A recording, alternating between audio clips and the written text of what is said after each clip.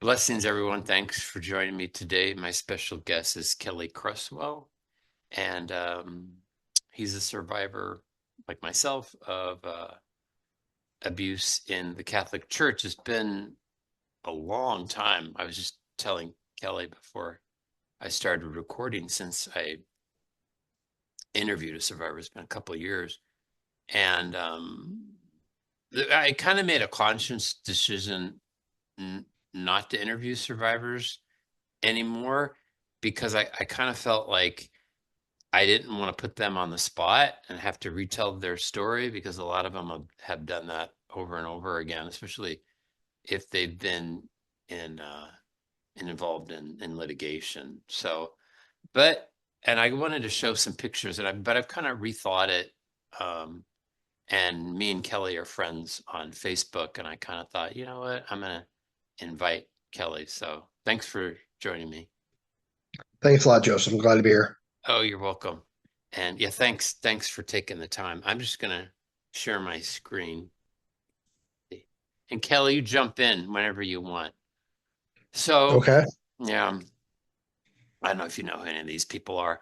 Um, I know who Bishop Barron is. oh, okay. So I know. Are you a practicing Catholic? Are you? I'm not No, sure. I am not actually sent a letter into the local ordinance saying that I am renouncing my Catholic faith.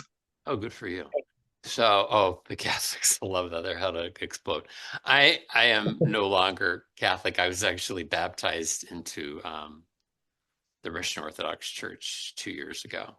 So I renounced all my allegiance to Catholicism and the Pope and all that stuff too. So it felt good. Um, Yeah, I did. That was freeing. yeah, it is. It's strange, but yeah, it is. It's kind of I don't know. I kind of told some people, well, you're in like I've never been married, but I've been in bad relationships. But I can imagine it's like when people have been in like a real bad marriage and the divorce finally goes through and the papers are signed and filed. It's kind of a closure, you know, for for me. So Very much so. Very yeah. much so. So I've noticed recently sort of a big media blitz psyop, especially I do I am active on social media, Facebook and Twitter, and Bishop Barron, who's called America's Bishop. I've seen him out there uh, quite a bit, and I've met him a few times in New Orleans. you actually met him? Yeah, he come down there for conferences in New Orleans. Wow, what was that like? If you don't mind asking. He seemed very relaxed, very nice. Didn't seem to off at all, honestly. So actually, I've met him a couple informally, I guess, a couple of times at the Los Angeles. I'll backtrack that. I haven't met him.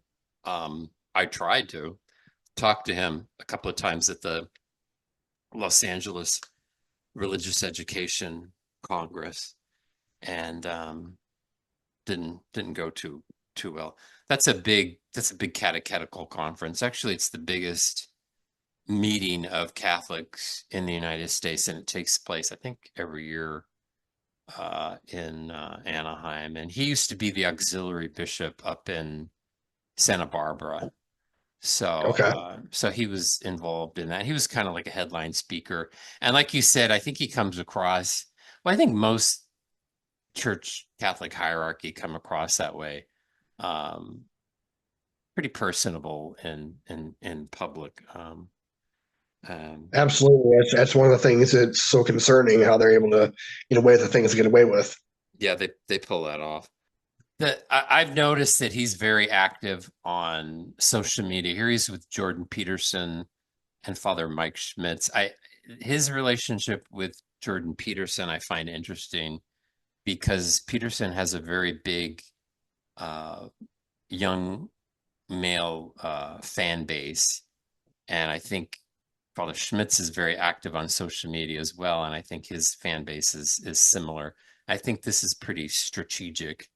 So they've done a lot of work together, uh, Peterson and Barron. People can't underestimate, I think, the influence that somebody like Jordan Peterson has, it's huge. It's international. It's very big, and it runs very deep.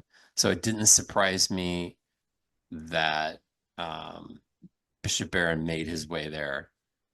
There's a reason I'm going through this because I think there's been an attempt, and I don't think it's by accident, to memory hole um, what happened and still happens to so many people in the Catholic Church, especially children, in terms of sexual abuse. And I think this is part of that whole plan to people Absolutely.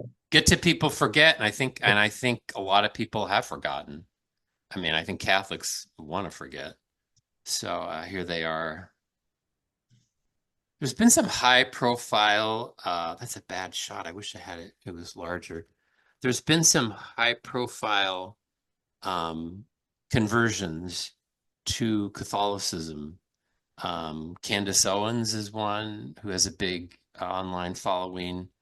Shia LaBeouf here, uh, and Jordan Peterson's wife. And now with the last two, LaBeouf and Jordan Peterson's wife, Barron, has been very much involved. Here he is with Mark Wahlberg. Um, again, this is I've seen the pictures on my phone. yeah. So I think this is appealing to young men. Here is Peterson, his wife, who just converted to Roman Catholicism, and Robert Barron. Okay. I thought this was interesting. What is wrong with the church? So this is a conversation that Peterson had with Barron and this other guy who's an Orthodox Christian. I'm not going to talk about him, but you think the topic of you know probably the biggest scandal to hit the Catholic Church since I don't know Martin Luther. You would think they would talk about that in terms of what's wrong with the church, and they didn't. It's never an easy subject with them. Everybody tries to bring up anything as far as the clergy sex abuse goes. It's hushed under the rug. Exactly. You It's know so what? Yeah, yeah. Go ahead, Kelly. it's just scary to see it keep happening, and then putting certain people in positions of authority within the church, making it making like everything's okay again, and it's not at all. And it Yeah. just seems like as more and more people, as in my case alone, I was recently contacted by the state police. Some more people came forward, my abuser. Okay. Yeah. Well. You know, Okay. We'll get to that with your permission, and then I wanted to sure. say too that you know what I think a lot of Catholics have moved on. You know, and I think they're more than happy to do that. Um, but and it's there's I guess there's certain lapses of judgment that you could say that could be forgiven. I took some notes here. Like maybe there's some accounting errors like in the church where maybe some funds went missing, or maybe a priest got drunk one night and fell down the stairs, or a bishop perhaps had a consensual affair with an adult woman. Those are all things that could go wrong, and I guess those are things that people could account for and maybe move on, like they say, from. But here we're talking about how the church allowed priests to rape little boys, intimidate and threaten, the few brave survivors who come forward, knowingly move priests around so they could abuse more kids. Uh, you don't, I kind of feel like you don't get a second chance after that. That's big. And there's certain theologies that have been relegated to the dustbin of history. Let's say Nazism, communism, Maoism. After millions of people were murdered and abused. Well, Catholicism has resulted in the torture and sexual abuse of millions of children. but yet there's been this attempt to memory hole all of this. It's like it never happened. And if you listen to, I'm going to put my glasses on. If you listen to interviews like people like Bishop Barron, because he does occasionally get asked about it, not that often, but his answer is that that happened in the past. The church learned from those mistakes, has made some reforms and safeguards, and it doesn't happen anymore. That's his answer. A very political style statement. Exactly. We don't know who is being abused right now because 55 to 70% of those who experience sexual abuse as a child delay their disclosure until adulthood. So we're finding out when were you abused, Kelly? It was a one-time incident. I was 17 years old, So that was what the in the 80s? 90s, Okay, 90. 97. Okay. So we're finding out about those abuse cases now. The who's being abused right now, we won't know for probably 20 years. They don't get it. This was an interesting, I just wanted to share this. I think it's my last slide or my second to last slide. This was a study that just came out of Australia. And let me see, I've got some notes here. Let's see.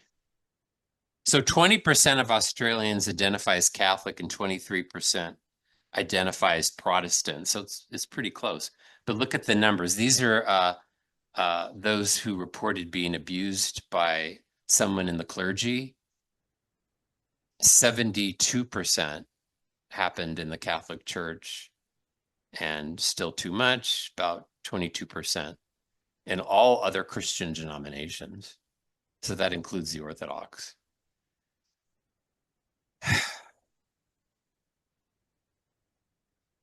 Oh, no, I do have some more slides here. So for those saying, it doesn't go on anymore. These are very recent cases. This was a priest in Ventura County, that's north of Los Angeles, CP. Catholic priest moves to new job after destroying material in a CP case. This tends to be kind of a trend in the Catholic Church among the priests. I guess things to a certain degree. I don't think it's because of anything the church has done, but I don't think people are willing to trust their children to the church as much as they used to. So a lot of priests seem to be getting into CP. Texas grand jury indicts Catholic priest on 3 felony sexual assault charges. This is interesting because this is an issue with foreign-born priests, Kelly. 30 out of 78 parishes in the United States have a foreign-born priest. That's about 40%. 35% of priests in the United States are foreign-born. Not that I'm xenophobic or anything. Archdiocese of New Orleans has probably, it seems like, more foreign-born priests than they do actual Americans or proper English speakers. Some of the accents are really, really heavy. It's hard to understand them. When I was doing some research on it, they did say a lot of times it depended on the diocese, because some dioceses could be very high. And it seems like where I am in California, where now you have a lot of Spanish speaking people like as their first language, they've imported a lot of Spanish speaking priests. And I'm not saying that they're more prone to abuse, but it's kind of like a twofold problem is that these priests are brought here sometimes from the developing world. So they're very much under the thumb. Well, all priests are under the thumb of their bishop, but I think these priests probably more so because they can at their bishop's whim, they can be shipped back to where they came from. But also, like with the populations that these priests are serving in, you're dealing with a lot of people who are maybe here illegally, or people sometimes that come from a culture that's very respectful to Catholic clergy. So it's an environment that's like really rife for abuse. And I think it's going on right now very, very, very, very heavily. And I don't think we'll know for years. I don't think, or we'll never know. And now we've got Catholic dioceses who are declaring bankruptcy, over 40.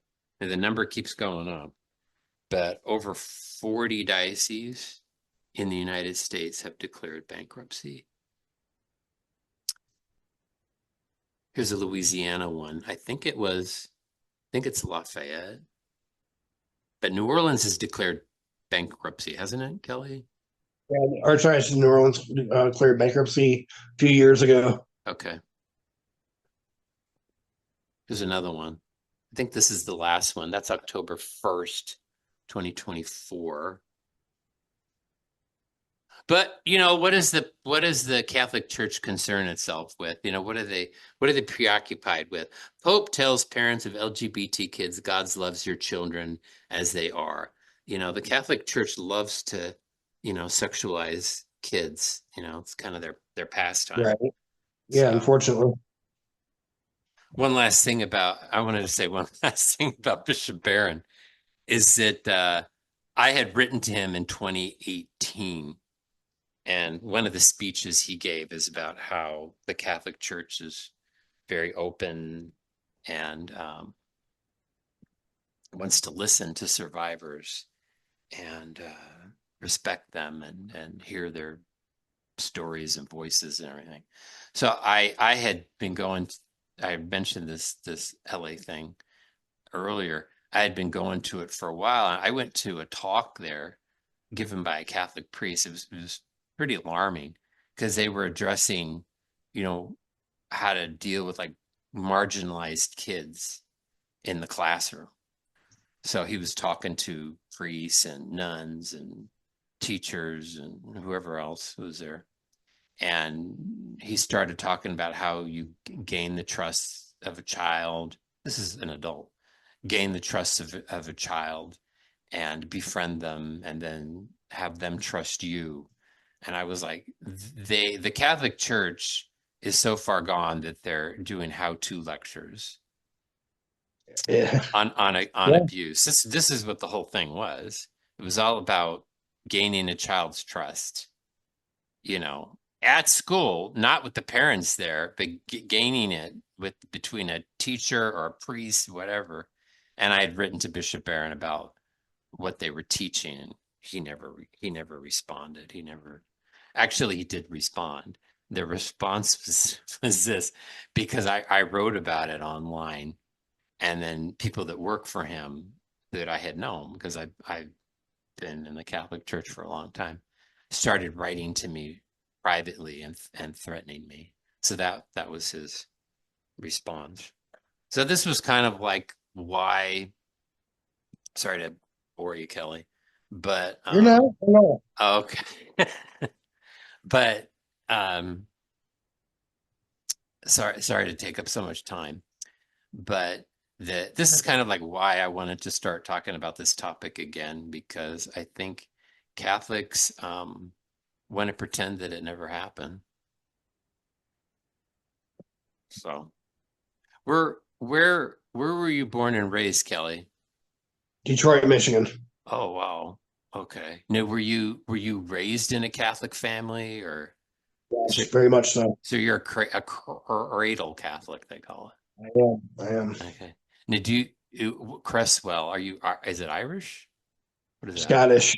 Scottish. Okay, so not Presbyterian. Aren't a lot of Catholic Scottish Presbyterian or no? There, So I'm not sure. All I know okay. is my grandmother was from Ireland, and she said Oh, families be Catholic, and we're Catholic. So exactly. See, I knew it went back to Ireland somehow. So yeah, I was raised by the Irish priest that came over from Ireland in the 80s.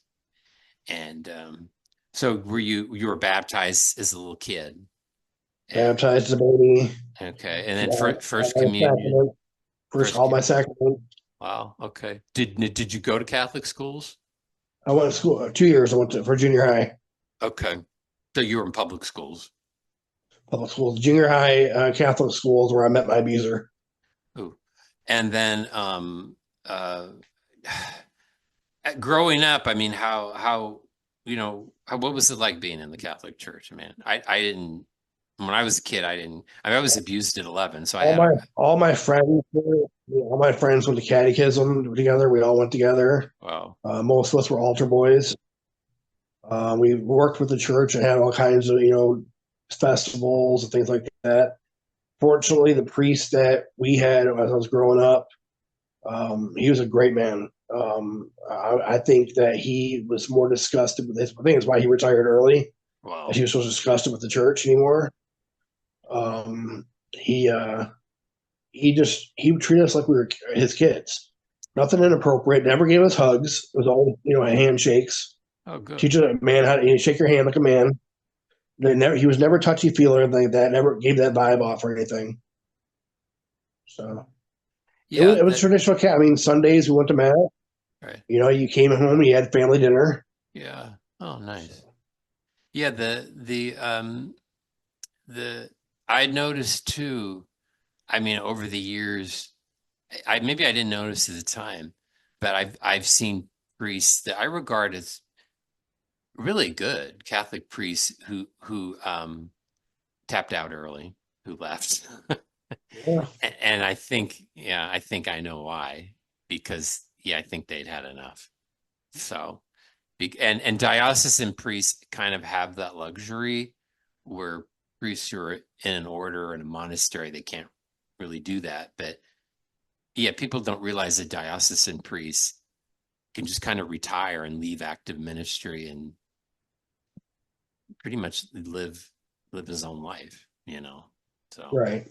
and I think a number of them do that or have done that recently. More Catholic. The parish I grew up was a block from my house, and they shut down beginning of last year, I believe. They shut down because they couldn't afford to stay open anymore. Yeah. Is that Detroit? Is that Detroit? It's a suburb of Detroit in Okay. Westland, but it's archdiocese is Detroit. Yeah. You see, I lived near Philadelphia for a while. A lot of those big East Coast cities, they had like sometimes they had like weird demographic changes where people moved. I mean, it was kind of sad because so you had these big churches in the cities that just nobody went to anymore, Right, that were like 100 years old, 150 years. You had that in Philadelphia a lot, but combined with the problem is they had to do big payouts too. So yeah, oh, the Archdiocese of Detroit has closed down at least, I want to say, 13 parishes in the past few years. well, well. Did they do that because there just weren't people going to those churches or because they couldn't afford to keep them open?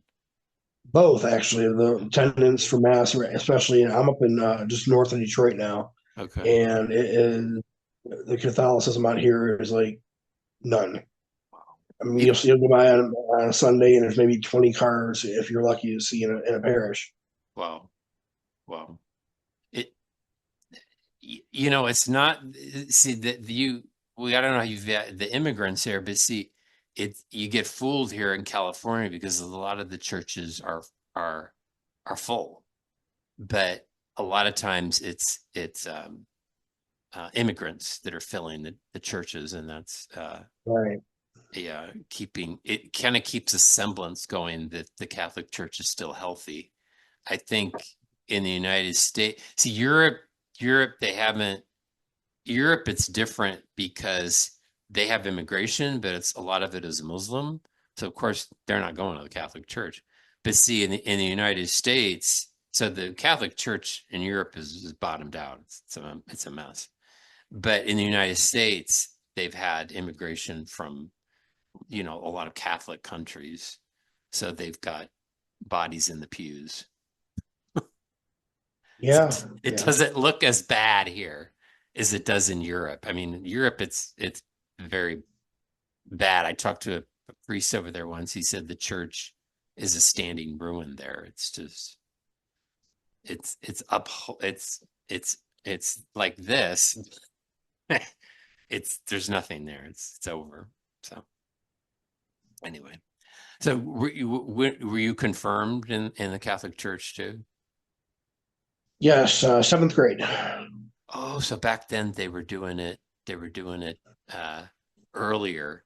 Like when I'm the youngest in my family, so like my brothers and sisters, it was like you, it was like seventh or eighth grade. And then when I came around, they started doing it in high school. So Oh, okay, yeah. okay. Now Yeah. We, after you were confirmed, did you still go to church? oh, absolutely. Yeah. Okay. I was considering becoming a priest. Oh, you seriously? Yeah, I was really, really considering it. Wow. Wow. What made you think you wanted to be a priest? You just like you felt like you had a calling or a vocation I or had a calling to do something to help people, wow. and I just felt drawn to the church. Did you ever talk to a priest about it or That's how the abuse ended up happening. oh, I'm so Uh, sorry. Okay. my abuser was a seminarian when I was in junior high, and assigned to the school, and He he would take me down to Sacred Heart Major Seminary in Detroit, where he went to classes at, and let me come with him sometimes, so I could see what the going to school to be a priest would be like. And it was my church allowed it, my school allowed it. Me to go down there with him, and we got really close. He was a former prosecuting attorney. He entered the priesthood at 36 years old. wow, it's late. So it just, I was around him a lot. I looked up to him. He was a confidant of mine, and I really was feeling I was called to become a priest. Huh. How old were you when you met him? 12. Oh, jeez. And then was he a deacon or he just was a seminarian? He was not. He was a seminarian at the time. Yeah, he was a seminarian. Why was he at your parish? Why was he there? He was assigned to the parish some reason for volunteer work. Okay, that's interesting. Yeah, I don't know how a lot of seminaries work because I the way I understood it is that um, once seminarians are ordained transitional deacons, and sometimes they're usually sent to a parish like for a year. So yeah, I'm curious to why he was there. Okay, I guess it doesn't matter at this point. So Right. what was the seminary that you said Sacred Heart? Sacred Heart Major Seminary in Detroit. And is that where priests or seminarians go if they want to be priests in Detroit? Is that where they go? Yeah. Yes. Okay. Is it still open? Yes, it is. Okay. Oh, dear Lord. Okay. No, when you know only talk about what you want when you went to this seminary because you're a kid and you're going there with the adult man. What did you guys do at the seminary? What did he take you to around They to? went to all the classes for the day. Okay. Went to the mess hall. Okay. Went to let's see. Went to reflection time. Met a lot of the bishops that worked there. I talked to a few of them and went and did the vocational aptitude test for the Jesuits to it, I guess. Okay. So I did that down there. They made me feel like I was welcome to come down there to go to school and become a Oh, priest. They're very welcoming, weren't creepy at all. okay. So what if you would have started what when you were 18, you could have started or after you got out of high Yeah, school or from 18, yeah. okay. Oh Lord have mercy. Okay. I just find it crazy that this guy is with the a kid. But anyway, I don't know. And then You're my principal at the school was a nun, and she's the one to encourage me to go. okay. Uh, your parent, of course, your parents knew that this guy had taken you to the seminary. Well, absolutely, yeah, they have signed a waiver. Oh, okay. So, and they didn't have a problem with it. Not at all. No. Okay. Okay. I guess times have changed. I don't know because thinking in hindsight, I would be like, no, but I mean, this is important. I think a lot of people, especially if they weren't raised in the Catholic Church or in a certain time, they don't realize how trusted priests were. I mean, your mom and dad would have the parish priest over for Have them over dinner. for dinner. Yep. Yeah, they were like, it is like very trusted. It would be like your uncle or something that, of Absolutely. course, you wouldn't worry that Father Bob is, taking Johnny somewhere. It wouldn't be like people wouldn't have a thought about it. You never, the way things are now, it would be unfathomable back then. I think Priests were so. held in high regard. Yeah. It's a little scary. I've seen with some Catholics that they still have that heavy trust factor with the church. They haven't either they've ignored what's happened or they just are so delusional that they just think. I mean, there are a lot of Catholics to this day that think that actually very few children were actually abused, that it's a lot of it was just made up, and that people just came up with these stories to make money. There's a lot of Catholics that believe that. That's it's not surprising though, because like you and I have talked, or you see me say things on some of your posts Yeah. regarding some other people's comments, and it's it's almost like a cult like mentality. They can have the evidence right in front of them, see what's going on, and still make excuses for it, Yeah, exactly. and be competent in those excuses. They're like, no, no, no, no, no. This is what happened. It was an isolated incident. Isolated incident. Then why is it happening? I've more and more popping up every day. Yeah. I think most recently, I don't mean to get on a tangent here, but most Yeah, you're fine. recently there was a priest at the Fraternity of St. Peter, which is a Latin Mass group, and he had gotten charged with CP, possession of CP, and there were just tons, and I mean tons, of Catholics who went online and defended him, saying that he had been set up. It just went on and on, that evidence had been planted. It just kept going on. They were raising money for him for his defense. And a lot of the people, I don't think they still haven't seen the light. But finally, he pled guilty, and that was it. But they couldn't accept that somebody would do something like that because I've heard They did from. they did the same thing. They did the same thing with Dennis, who was the priest that abused me. When he finally got taken out of ministry, they did the same thing with him. Oh, something's going, nothing. It's all BS. They had petitions going around the whole city, trying to get him to sign and everything else. Really? Okay, that's nice.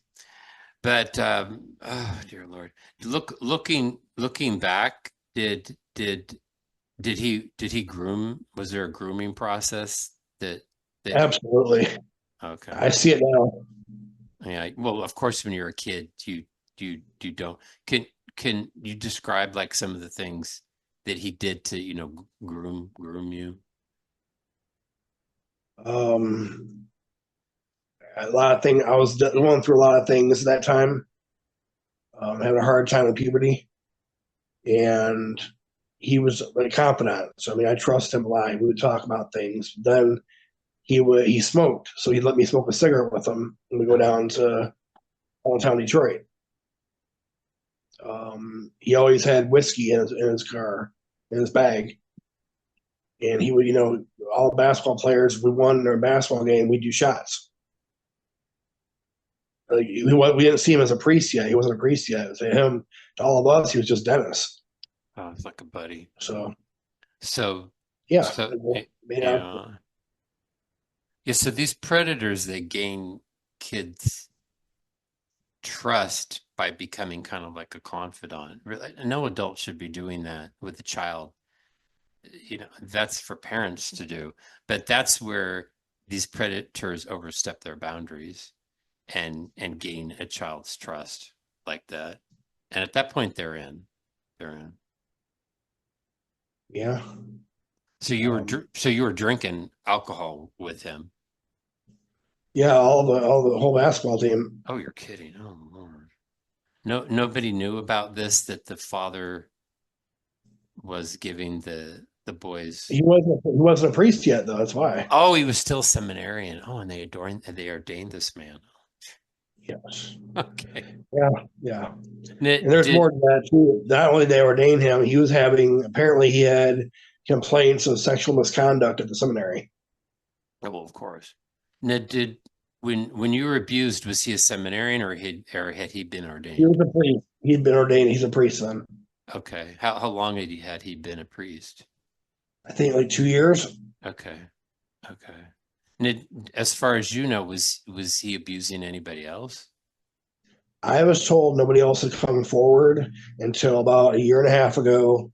The Michigan Attorney General's office contacted me and asked if I'd be willing to do more questions. I'm like, of course, but why? Somebody came forward.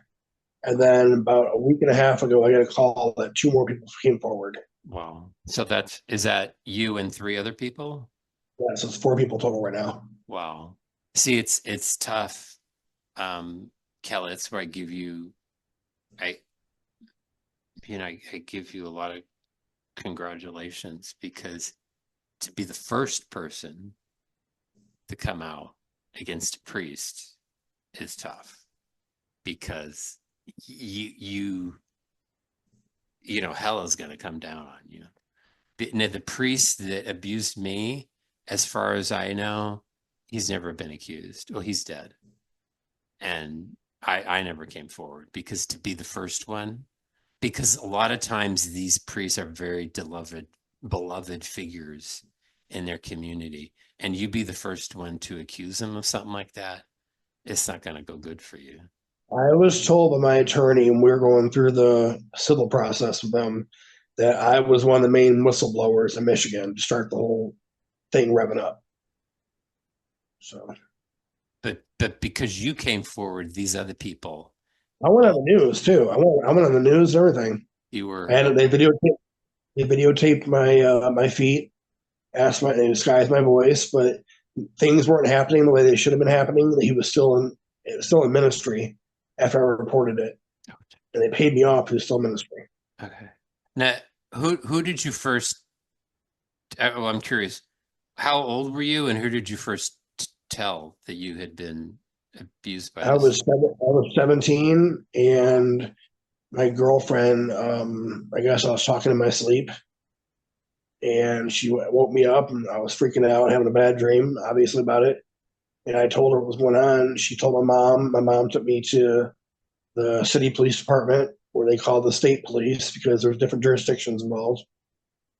And I had a Catholic trooper walk in and tell me that I was going to go to hell if I really followed through with this because priests would never do that. And then he Oh, lied. he knew him. He knew, He no, he said he was a devout Catholic. but What he he said. did. Oh, that's weird. And he said that to you? Yeah, he got he. It was well. They found out nobody knew he was being recorded. I was being recorded in the interrogation room, and he didn't know it. Apparently, he got 6 months of suspension for lying on a report. He should have got fired. But It gets better than that. He put down that I admitted that it was consensual oh, and that I'm a homosexual. oh, jeez. And I'm like, You're I never serious. said You're that. serious. Oh my gosh. I can't. So it got forwarded up to the county where the incident happened in, and from there they started doing their investigation. Okay. So your case is unusual because, like I said prior, most, especially men, most men who were sexually abused as kids don't come out till years later, usually middle age. But it was still fairly new. It No was, win. it was within like a 2 month period. I unleashed everything. Like, I let it all out. Went to the police about it, went to a psychiatrist about it. I was even confiding in the parish priest that I was raised with, Okay. Now, when you were 17, and he knew what was going on. okay. Now, when you were 17, But he wasn't still abusing you at that time, was he? it was only a one-time incident. Oh, I'm sorry. I'm sorry. Okay. Yeah. And that's when That's you, when I was 17. okay. Now, when was that? When was that one time? I'm sorry. When he abused you? I was 17. Okay. So it came out that how long after? I'm sorry. Did About a month, I went to my girlfriend see me crying and oh God bless her. freaking out and having a bad episode. I guess you say, or PTSD, whatever. Okay. Was going on at the time, and I told her what happened. She told my mom. My mom took me to the police department and went from there. How were your parents when they found out? My dad wanted to kill him. Wow. My mom was kept blaming herself. Yeah. So Oh, I get it. I get it. Yeah, I get that. Wow. And then was like a so there was like a criminal case against him at that there point. was, yes, Okay. So was he taken out of ministry at that point and not temporarily, and then he was put back in ministry during the investigation. He was still able to be at the church celebrating mass and everything. Yeah, yeah, that's great. yeah. Who is the bishop of Detroit at that time? Cardinal Mida, Adam Yeah, Mida. I remember him. Yeah, I Oh, do. I I don't do. have nice things to say about him at all. No, I think he's deceased. I believe so. Yeah, I do remember him at that time. I was very active in the Catholic Church at that time. Oh, Lord have mercy. Um, so he was put back into ministry, even though there was a hot investigation at the time. So he could have abused kids at that point. So when was he like pulled out again of, do you know? After the Dallas Charter, Oh dear. that's Okay. when they removed him. That was So that was 2000, what was that 2002? 2002. And I reported it in '97. Oh, jeez. 90, 97, 98, 99, 2000, 2001. So for 5 years, he was He still was, there. and the only reason I knew he was still in a ministry was he was on TV about a kid that got killed and doing a mass for the kid. And I'm looking closer, and I see in the bottom of the screen what church he's at. The church is a block over from where I lived. Didn't even know Wow. he would move there. Wow. So Now, what ultimately like happened with the criminal case? What happened with that? not enough evidence, and he had a good lawyer. So what do you, so it was like your word against his? Pretty much. And interesting enough, like we were already partying. We went up there. He bought me Jack Daniels. He bought me Zima because we were supposed to go camping with a whole bunch of people, and other people never showed up. So that's when the incident happened. Okay. That's bad. Now the other people that have come forward, I mean, I don't know, maybe you don't know. When did they say the abuse occurred? Is it before you were abused I haven't or heard anything yet. or after? I'm curious because I mean that diocese should fry if it happened after you had reported the abuse. Right. I mean, I just burn that diocese down as far as I'm concerned. I've I'm been I'm going gonna get back in and trouble. forth. I've been going back and forth with the director of child safety, I think it is, for the archdiocese. He's a retired cop, and I'm like, why isn't Dennis laicized yet? Oh, he still Why isn't. is he still? Yeah, he's still. They're like, well, we haven't really pursued it. I'm like, we don't really keep tabs on our priests who are removed from ministry. I know I'm why. like, I know why he's not laicized. He has dirt. on somebody, yep. They And they've already confirmed he's still being compensated by the Archdiocese of Detroit. They've already confirmed that to me. this is what's like so bad in the Catholic Church. I mean, there's so much layer of crap. in the Catholic Church, but one of the layer is that they all have insurance policies on each other. And I mean, you would think it's like, well, it's the hierarchy, like the bishops. It's the priests too. The priests like know stuff about other priests. They know stuff about bishops. They all know stuff about each other, and they all use it as leverage against each. I mean, the smart ones do, or I shouldn't say, well, they're smart and evil, but they do that. They do that, and that's how this stuff goes on. I mean, I know it. It goes on right now, right this minute. Absolutely. Now, after the Kelly, after the criminal case, I guess didn't move forward. Did you sue him like or the diocese like civilly? Were you able? Yeah, the sheriff detective who worked on my case told me 100% of the time that he believed me. He knows he was guilty. He even said that in a news interview. He said that he knows he was guilty. Just didn't have enough tangible evidence to make it happen. Um, I, I don't know. We went forward. I didn't care about money. My mom did, though, unfortunately. Mom saw dollar signs. Oh I well, believe we settled for 125,000. What she awesome. settled for. Oh, your mother did or you did? Were My you? mother did. I'm gonna have. Oh, you were still 17 at that time? Yeah, yeah, Oh, okay. So they settled with the diocese of Detroit yes. of Detroit. Now, that was there when we signed the paperwork at the archdiocese, Okay. and Cardinal Maida gave me his word that Dennis would be going to a monastery to spend the remaining of his time permanently when I'm back out in active ministry. Then, 5 years later, I see him at the church. He's right across my house. Hmm. So, Now, yeah. where is this guy now? Where is this person? Where is he? Do you know? Well, he still has his bar license to be an attorney, Okay. but he was working as a criminal court clerk, and Richard Winman from SCSA helped me contact them, and we kind of double teamed them and got him fired. We called on a Friday, and Richard told him all the stuff about Dennis, and go on Google, you can see it all. Monday morning, he was fired. Wow. Cool. I love Richard. It's I'm curious about how, because the particulars of your case and how the church mismanaged everything.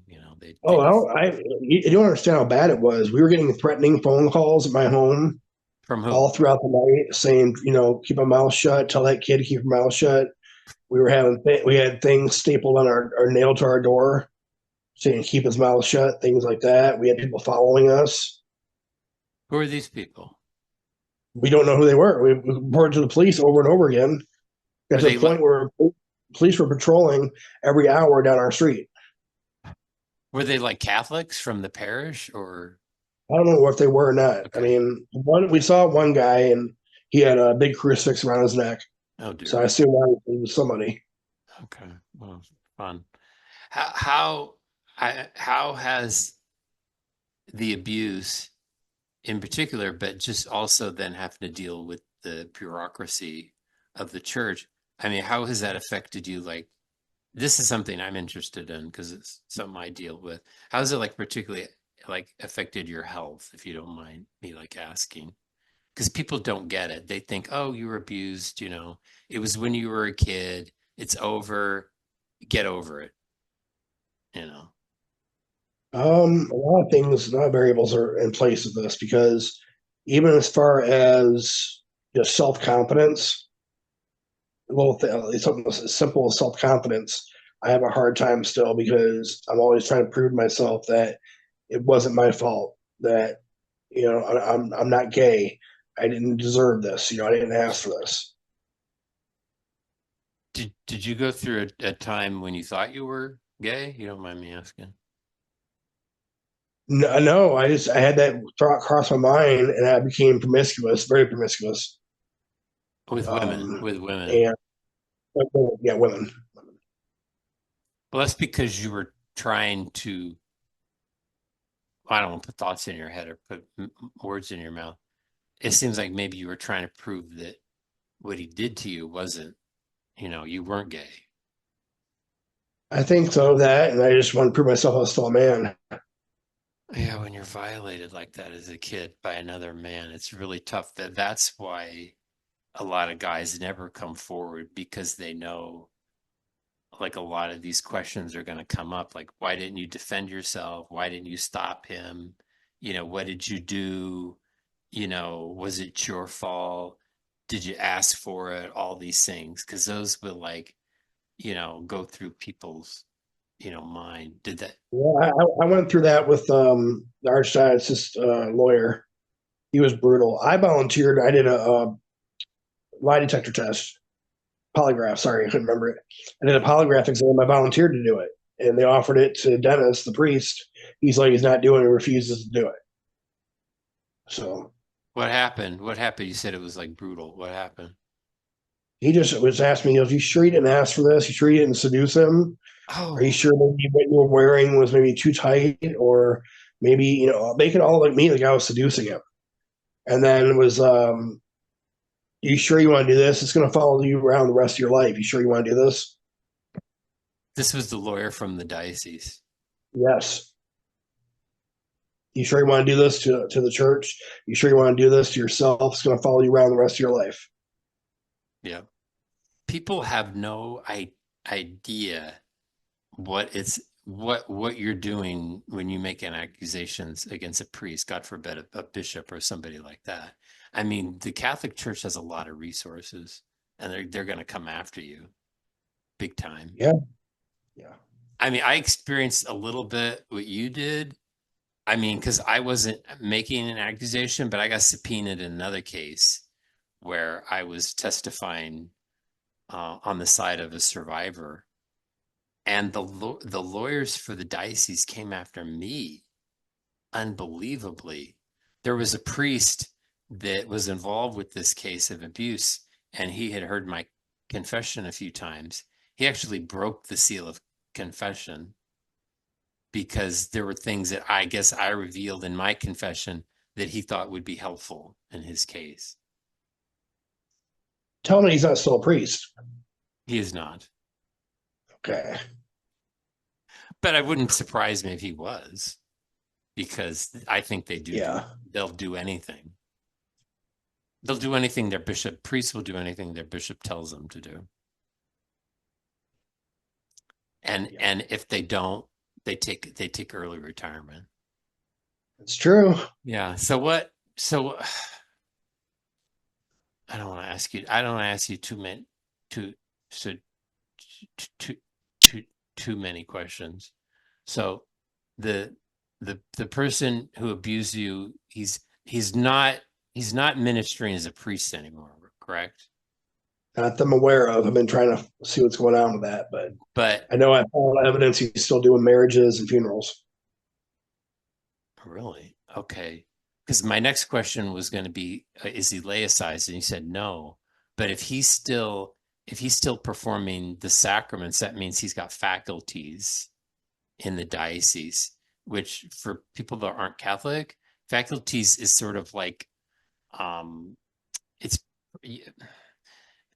priests can't just travel around and minister as priests wherever they like, they have to go to a diocese and they either have to be incarnated in the diocese or if they're visiting they have to have faculties, which means the paperwork there's paperwork. I don't know how it works, it's canon law, but they have permission from the local ordinary to represent themselves as a priest in that diocese. So if he's doing the sacraments, that means he's got faculties in the diocese, which Well, that's is why I found out that he was still being compensated by the archdiocese as well. insane. I don't think that's unusual because I think there are a number of priests that stay on the rolls even after they've been accused and convicted. They just do that. You know, I went to one diocese here in California. I was visiting a priest that I knew, and there was a guy walking around, and he's like, "Oh, you see him over there?" And I go, "Yeah." He goes, "This priest so and so um, molested kids." And he had been convicted, gone to jail, gotten out, but I guess because the Catholic Church has such a large heart, that they took this guy in, and he was just doing odd jobs around the chancery, and it would just creep the hell out of me, you know that they had this Uh, pedophile there doing odd. oh yeah, and like when I was in New, I only been back in Michigan for 2 years. I was out in New Orleans for 10. And when I was down there, we had to do the safe environment training because I worked with CYO. And the safe environment training was about 45 minutes in the classroom saying what you can and can't do with a kid, and then you do a background check. Yeah. That's just to help weed things out. Okay. After all this came out about your abuse, what was your relationship with the Catholic Church? Did you stop practicing, or what happened? Did you I actually held on tighter to the seriously? church. I went the opposite way. I was involved in ministry and became a knight when I turned 18. Knight of Columbus? Knights of Columbus. I volunteered with the church, went to mass every weekend. I mean, I did everything. I played church softball league, the whole 9 yards. How long And did you then do? I moved down to New Orleans in 2010, 2011, excuse me. And I started getting involved with CYO, What is that? um, Catholic Youth Organization. Okay, okay. Basically, it's like their Sunday school type thing. They have kids time. Started working with that. Was considering becoming a permanent deacon. So was working on that at one point. And just I had a very close priest friend of mine who was my confidant regarding what happened to me as a teenager with the priest, and he got convicted of 2 counts. He pled guilty to 2 counts of child sexual abuse with a minor under 13, and there was another one that was just regular child sexual abuse. But he's serving 5 years right now, with a 10-year sentence. And he married my ex-wife and I. He baptized our daughter.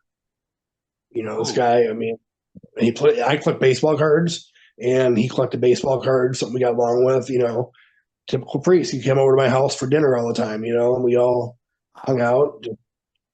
So when he got convicted, I started pulling away from the church completely. yeah. Kelly, And this then is about this is bad. Okay, keep going. and then about a year ago, after realizing that what the church is doing, what it's been doing all these years, I wrote a formal certified mail to the Archdiocese of Detroit and renounced my Catholic faith formally. Oh, good for you. So, how I'm curious because I mean, my journey is kind of like similar to yours. I mean, I was abused at 11, and then, once when I turned 18 and was out of the house, I didn't practice for many, many years. But then I came back to the church like pretty hardcore. Like I was very involved, like you were. Like thinking back, I kind of like don't know how I reconciled that, like the abuse, and then like the more I got involved in the church, like the more stuff I started seeing. And then I couldn't I tolerate were it anymore. So when I was in New Orleans, I'm curious to where how you did it. when I was in New Orleans, my ex-wife and I were involved in the healing and deliverance ministry, Mm. which was, especially in New Orleans, you see some pretty wild things. The chief exorcist was a good friend of our family, so we'd have him over all the time. I got into like doing more things like that. I thought maybe if I could help prevent evil, maybe somebody else wouldn't have to go through the same thing I did. Besides this priest that turned out to be, a pedophile, did you see anything during that time when you're involved in the Catholic Church? It was like where you went, the church is not doing things right, or did you see anything that like bothered you or There, well, I don't know if you heard about the priest that desecrated the altar by having sex I did hear with two about that. dominations in New Orleans. Yes, I did. He was a friend of mine.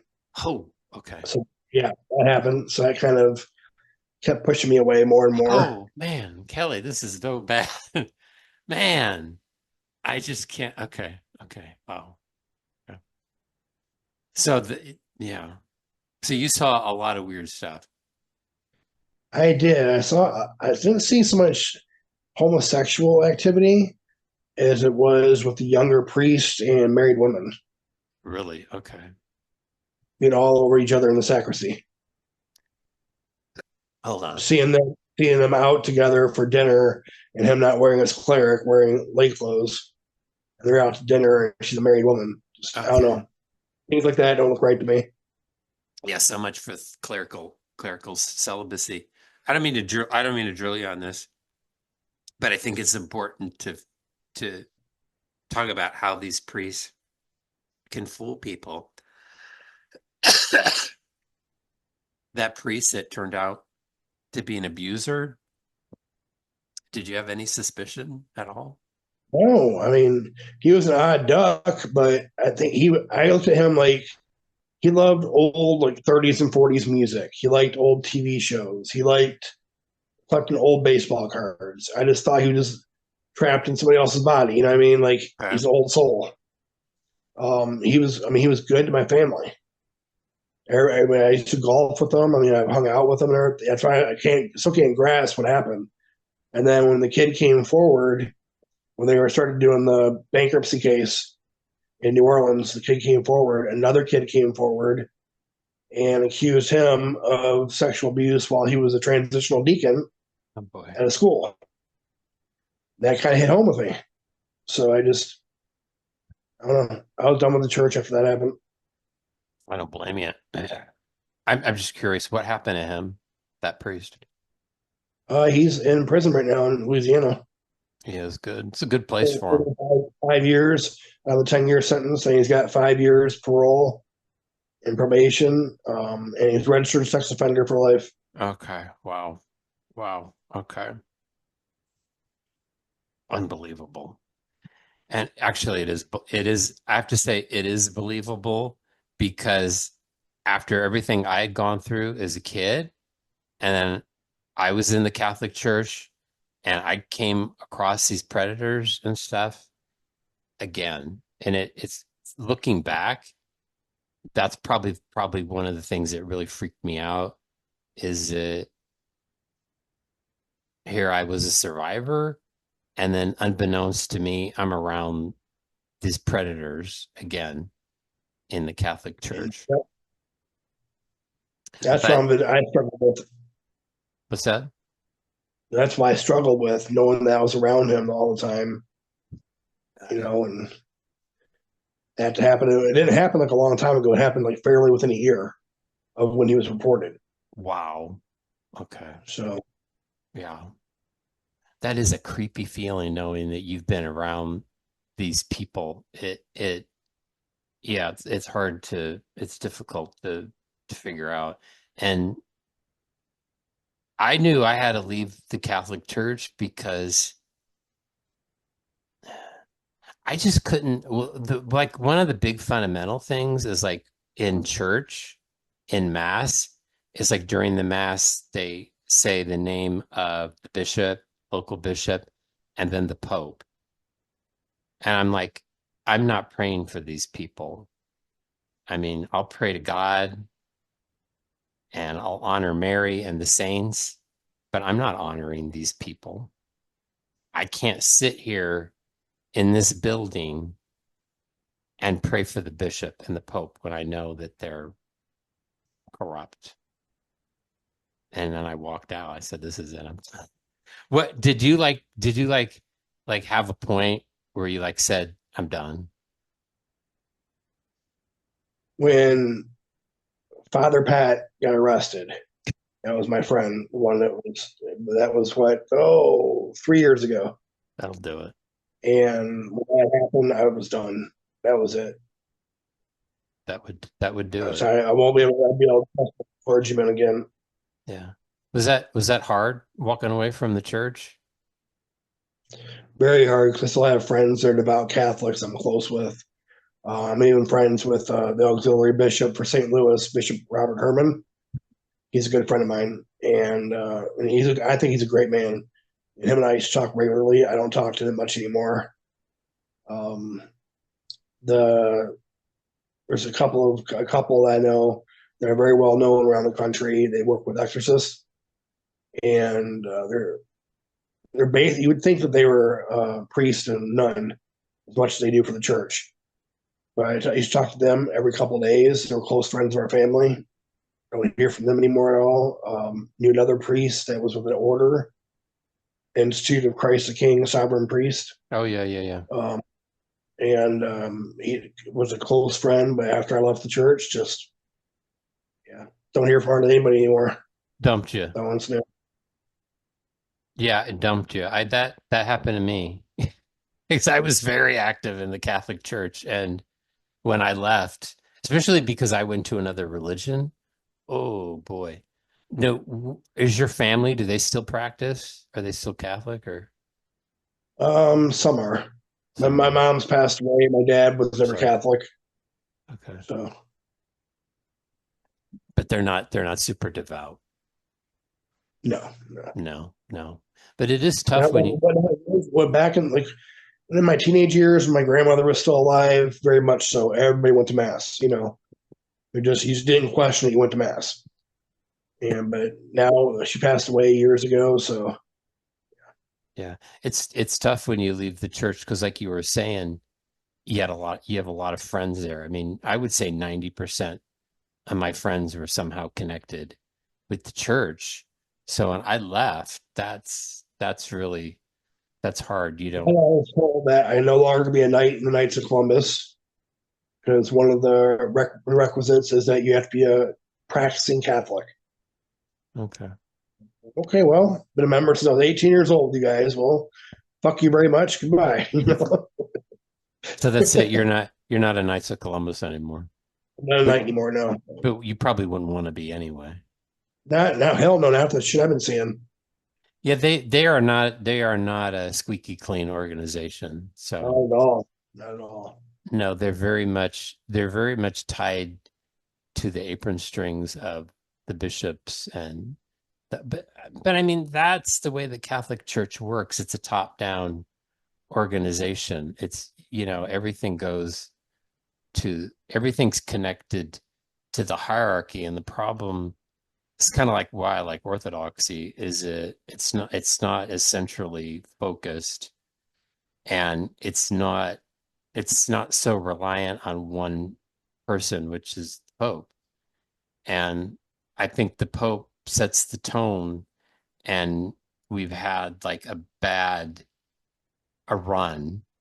I mean, Pope, well, although he's a saint in the Catholic Church, John Paul, it dripped out what he knew, and I think that's why they rushed to canonize him so quickly. Was that he was very much complicit in a lot of this abuse cover up. I mean, if you just want to look at the McCarrick case, and then the other one with the Legionnaires of Christ, which was really bad, and then Benedict too was complicit, and then of course this one that is in there right now, it's horrendous. So I don't know how people in their head can think that everything has changed in the church and my kids are safe, but nothing has actually changed. All the same people are there. And Everything, nothing will change. no, no, it hasn't. No, keep going. No, it hasn't. Nothing will change. Honestly, I mean, it's a vicious cycle, and they say they're not doing anymore. They're still playing. Pin the priest where we can find somebody for them. They move these guys around all the time. They're at a high hurt for priests right now nationwide. So I mean, they're not trying to get rid of anybody if they don't have to. No, no, and that's why Trying to they're cover it up. that's why they're bringing in a lot of priests from overseas, and it's sort of like what. what do we know about these people? But then also it's just they're much I, I think it's gotten too tricky in the Catholic Church because they're dealing with a lot of people who are not probably native born, and I just think they're easier to prey upon. And I know a lot of Catholics say that even the ones that admit that there was a lot of abuse going on, they always say, well, in the 70s and 80s, I guess into the 90s. And then they say, well, now it's not going on, but I kind of think it's worse now than it used to be. The amount of human trafficking going on nowadays, I 100% feel, yeah, That's it. yep. That's it. That's it. Especially in the southern border area. I just think people have no idea how many people are here, and a lot of these people are being well, you said trafficked. Yeah, there a lot of them are being trafficked through the Catholic Church. I just don't trust the Catholic Church. It hasn't done Not at anything all. to regain my my trust, or you know, would would you? Here's a. I don't want to keep you too long, but would, now that you're not Catholic, do you have a distrust for like any organized religion, or would you I ever like? do. Yeah, I don't blame you. I do. I have a hard time. I've got a good friend of mine who's a pastor, and I'm like, we used to be close. I just have a hard time talking to him anymore. A Protestant. Yeah, he's Protestant. Protestant pastor. I do too. I admit that even though, I'm in another church, it's kind of always in the back of my head. Not that I'm going to be abused or anything because I'm an adult now, but yeah, there's a lack of, I don't know. I don't think you go through that and then you come out the other side, you're the same. You're just different. I think there's a suspicion. I'm just suspicious of everybody. Me too. Yeah. Yeah. Are you kind of like that where you just sort of you just kind of stand back a little bit? I don't welcome people too My easily. circle is very small. Me too. So you just have like a hardcore of people that you're comfortable with and like know you and they know you and you know them Yeah. I have a lot of acquaintances. I have very few friends.